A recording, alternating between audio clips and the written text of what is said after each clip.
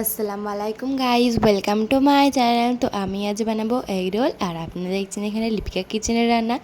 আর egg roll বানানোর জন্য আমি এখানে নিয়ে নিয়েছি 500 গ্রামের ময়দা, আর এখানে নিয়েছিলাম আমি 1.5 চামচ চিনি আর 2 চামচ সাদা তেল, আর এখানে পরিমাণ মতো লবণ নিয়ে নিয়েছিলাম। নিয়ে এটা ভালো করে আমি মিশিয়ে নিচ্ছি। আর এটা অবশ্যই আপনারা গরম টকবকিয়ে পানি দিয়ে আপনারা এই ডোটা তৈরি করবেন। আর দেখুন আমি এখানে মাখিয়ে নিচ্ছি। আর একটা কথা, ঠান্ডা পানি দিয়ে একদমই তৈরি করবেন না। ঠান্ডা পানি দিয়ে তৈরি করলে এটা সফট হবে না। আর এখানে আমি গরম টকবকিয়ে পানি দিয়ে আমি এটা ভালো করে ডো তৈরি করার জন্য দিয়ে দিচ্ছি। আর এখানে যেহেতু গরম আছে তার জন্য আমি চামচ দিয়ে ভালো করে এটা মেখে নিচ্ছি। তো দেখুন আমি অল্প অল্প করে জল দিয়ে আমি এটা মেখে নেব। আর পুরো ডো তৈরি করে আমি আপনাদের সঙ্গে দেখিয়ে দিচ্ছি। তো আমার ডোটা তৈরি করা হয়ে গেছে। আর দেখুন আমার ডোটা তৈরি করার পরে আমি এখানে সাদা তেল মিশিয়ে 20 মিনিটের জন্য রেস্টে রেখে দেব।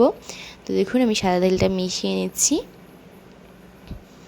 মেশানোর পর আমি এখানে 20 মিনিটের জন্য রেস্টে রেখে দেবো। আর 20 মিনিট পর আমি আপনাদের সঙ্গে চলে এসেছি। তো এটা আরও একটু সফট হয়ে গেছে। আর সফট হওয়ার পর আমি আরও একটু মলচি নিয়েছি, তাই আরও একটু সফট হয়ে যায়। দেন আমি এখানে ভালো করে মলচে এখানে আমি লেচি কেটে নেব। আর লেচিটা আমার হয়েছিল 6টা, আর আপনাদের যতটা পরিমাণ ময়দা নেবেন ততটাই হবে। তো যেহেতু আমি 6টা করার জন্য এখানে 500 গ্রাম মধ্যে ময়দা নিয়েছিলাম। আর এখানে আমার লেচিগুলো পুরো কাটা হয়ে গেছে। আর আমি এখানে ভালো করে ময়দা নিয়ে আমি এটা বেলে নেব। আমি গোল করেই বেলবো, কারণ এটা বড়টা হবে। আমি গোল শেপটাই খাই, আর আপনাদের ইচ্ছা করলে আপনারা চারাকোনা করেও বেলতে পারেন। আর আমি গোল করেই বেলেছিলাম। আর এখানে আমি ভালো করে বেলে নিচ্ছি। আর পুরোটা বেলার পর আমি আপনাদের সঙ্গে দেখিয়ে দিচ্ছি। দেখুন আমার পুরোটা বেলা হয়ে গেছে। আর আমি এখানে এদিকে চাটু বসিয়ে রেখেছিলাম। আর চাটুটা আমার গরম হয়ে গেলে আমি এখানে দিয়ে দেব ওই যে রুটি বা পরোটা আপনারা যেটাই বলবেন, তো সেটা আমি এখানে দিয়ে দিয়েছি। আর এরা শুকনো চাটুতেই দিয়েছে, আমি কোনো তেল ইউজ করিনি ফার্স্ট। আর এখানে এদিক ওদিক উল্টিয়ে পাল্টিয়ে অল্প অল্প, তাহলে একবার করে উল্টে দিয়ে অল্প অল্প করে হয়ে গেলে আমি এখানে দিয়ে দেবো সাদা তেল পরিমাণ মতো। দেখুন আমার এক সাইড হয়ে গেছে, আর এক সাইডে আমি উল্টিয়ে দিয়েছিলাম। আর এখানে আমার হয়ে গেলে দুদিক আমি এখানে সাদা তেল দিয়ে দিয়েছি। দিয়ে আমি অল্প অল্প করে পরোটার মধ্যে করে এটা ভালো করে ভেজে নেব। তো দেখুন আমি এখানে ভেজেই নিচ্ছি ভালো করে পরোটার মতো করে। তো তারপর আমি এখানে দিয়েছিলাম ডিম। আর এখানে আমি ডবল ডিমের এগ রোল করছিলাম। তো আমি ডিমটা ভালো করে ফাটিয়ে নিয়ে গোলমরিচ ওর সঙ্গে আর একটু লবণ দিয়ে আমি এখানে দিয়ে দিচ্ছি পরোটার ওপরে। দিয়ে আমি এখানে উল্টিয়ে দিচ্ছি যাতে ভালো করে পুরো পরোটাটায় আমার ডিমটা যায়। তো তার জন্য আমি এখানে দিয়ে, তো আগে ডিমটা সেট হওয়ার জন্য একটু টাইম দেবেন, তারপর এটা আপনারা উল্টাবেন। একবারে উল্টালে এটা সুন্দর হবে না, দুই সাইডে লেগে যাবে, একটা বাজে ব্যাপার হয়ে যাবে। তো তার জন্য আমি একটু সময় নিয়ে আপনারা উল্টাবেন।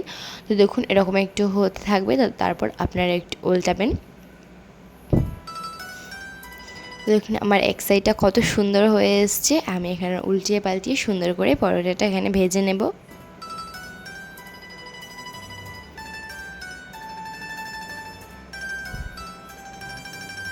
আমার দেখুন আরেকটা সাইডে কত সুন্দর কালার এসছে। তো এরকম কালার আসলে আরেকবার আমি এখানে তেল দিয়ে দিচ্ছি, দিয়ে আমি ভালো করে ভেজে নিচ্ছি। যতক্ষণ ডিমের গন্ধটা না যায় আমি ততক্ষণ ভালো করে এখানে ভেজে নেব।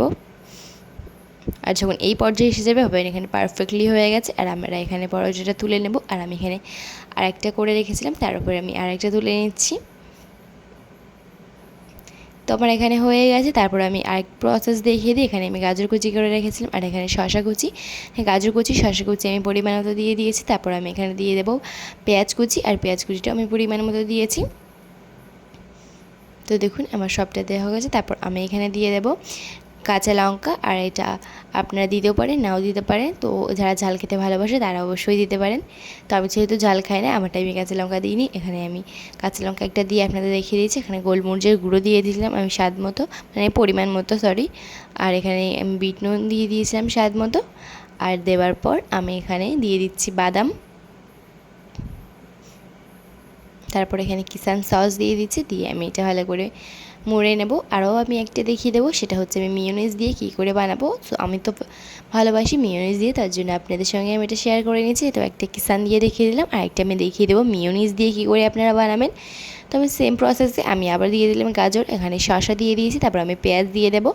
তারপর আমি আস্তে আস্তে আগের প্রসেস যেমন করেছিলাম সেইভাবেই আমি করে নেব। তো তারপর কাঁচা লঙ্কা দিয়ে দিয়েছি আমি এখানে, দেখতে পাচ্ছেন আপনারা। তারপর এখানে আমি লেবু দিয়েছি, লেবুটা দিলে একটু টেস্টটা সুন্দর আসে। তারপর আমি এখানে দিয়ে দিচ্ছি গোলমরিচের গুঁড়া। তারপর এখানে আমি দিয়ে দেব বাদাম,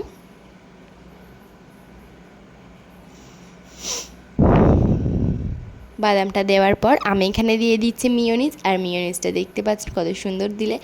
আর অবশ্যই আপনারা মিয়োনিজ দিয়ে একবার ট্রাই করে দেখবেন, অসাধারণ টেস্ট আসে। আর আমার এটা অসাধারণ টেস্টি হয়েছিল। তো ভিডিওটা ভালো লাগলে অবশ্যই লাইক কমেন্ট সাবস্ক্রাইব করো, আর বাড়িতে অবশ্যই একবার ট্রাই করো। তো আজকের জন্য বাই বাই, আল্লাহ হাফিজ।